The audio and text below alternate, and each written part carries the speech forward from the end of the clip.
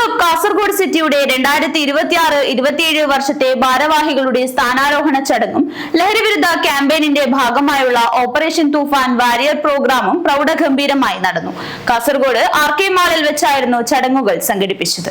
നമ്മുടെ കാസർഗോഡ് ജില്ലയിൽ ആദ്യമായിട്ടാണ് ഡിസ്ട്രിക്ട് 380 ലയൻസ് ഡിസ്ട്രിക്ട് 380 എന്നാൽ കോഴിക്കോട്, വയനാട്, മാഹി, കണ്ണൂർ, കാസർഗോഡ് റവന്യൂ ജില്ലകൾ ഉൾപ്പെടുന്ന ഈ ജില്ലകളുടെ കൂട്ടായ പ്രവർത്തനത്തിന്റെ അതിനുള്ള ഏകീകരണത്തിന്റെ ഒരു ഡിസ്ട്രിക്റ്റ് ആയിട്ടാണ് ഡിസ്ട്രിക്ട് 380 നിലനിൽക്കുന്നത്.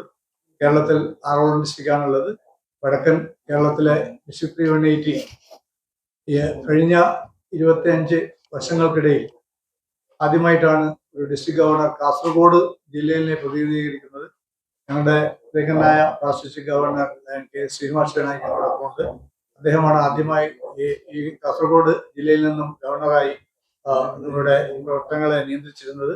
ഈ വർഷം കാഞ്ഞങ്ങാട് ലയൺസ് ക്ലബിൽ നിന്നും ടൈറ്റസ് തോമസ് എന്ന ഞാൻ ആണ് അടുത്ത ഒരു വർഷത്തേക്കുള്ള ഡിസ്ട്രിക്ട് ഗവർണറായി തെരഞ്ഞെടുക്കപ്പെട്ടത്.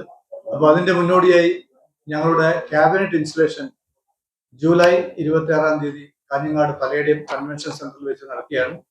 3000-ഓളം മെമ്പർമാർ പങ്കെടുക്കുന്ന ഒരു വലിയ ഒരു ചടങ്ങാണ് ഞങ്ങളുടെ cabinet installation.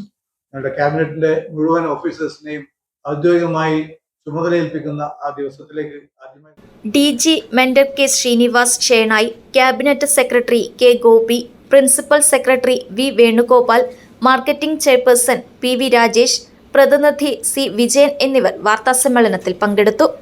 News bureau, Kasaragod.